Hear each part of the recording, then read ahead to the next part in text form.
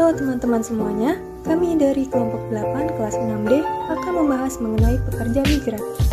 Anggota kelompok ini terdiri dari Sarah Hernakova, Riza Andini, dan Aditya Ferdiansyah. Topik bahasan mengenai pekerja migran terdiri dari definisi pekerja migran, faktor resiko pekerja migran, analisis kasus pekerja migran, dan rekomendasinya. Bahasan yang pertama adalah definisi pekerja migran. Menurut ILO, pekerja migran adalah seseorang yang bermigrasi atau telah bermigrasi dari satu negara ke negara lain dengan sebuah gambaran bahwa orang tersebut akan dipekerjakan oleh seseorang yang bukan dirinya sendiri, termasuk siapapun yang biasanya diakui sebagai seorang migran untuk bekerja. Sedangkan menurut Undang-Undang Nomor 18 Tahun 2007, pekerja migran adalah setiap warga negara Indonesia yang akan, sedang, atau telah melakukan pekerjaan dengan menerima upah di luar wilayah Republik Indonesia. Lalu, siapa saja sih yang termasuk pekerja migran? Yang termasuk pekerja migran adalah pekerja migran Indonesia yang bekerja pada pemberi kerja berbadan hukum, yang kedua pekerja migran Indonesia yang bekerja pada pemberi kerja perseorangan atau rumah tangga, dan yang ketiga pelaut awak kapal dan pelaut perikanan. Lalu subbab selanjutnya yaitu tentang faktor risiko pekerja migran. Bahaya dan risiko pekerja migran. Menurut kami, sebagian besar yang sering dialami oleh pekerja migran adalah bahaya psikososial.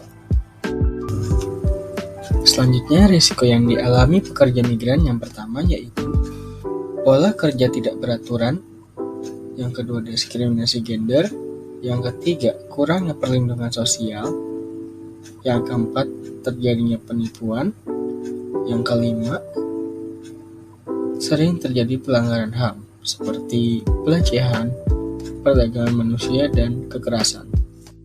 Berikut analisis kasus 5W plus 1H. What? Terjadinya penyiksaan terhadap seorang PRT oleh majikannya.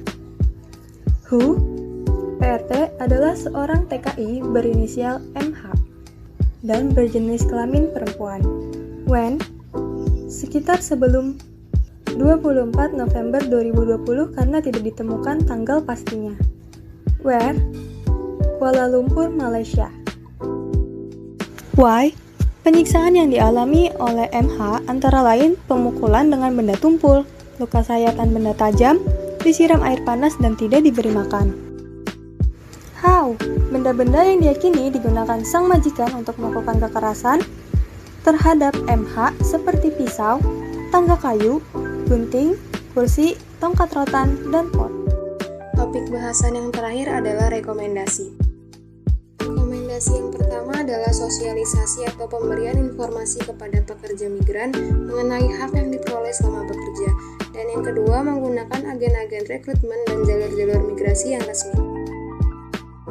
Rekomendasi yang ketiga, pekerja migran harus paham mengenai isi perjanjian penempatan dan kontrak kerja.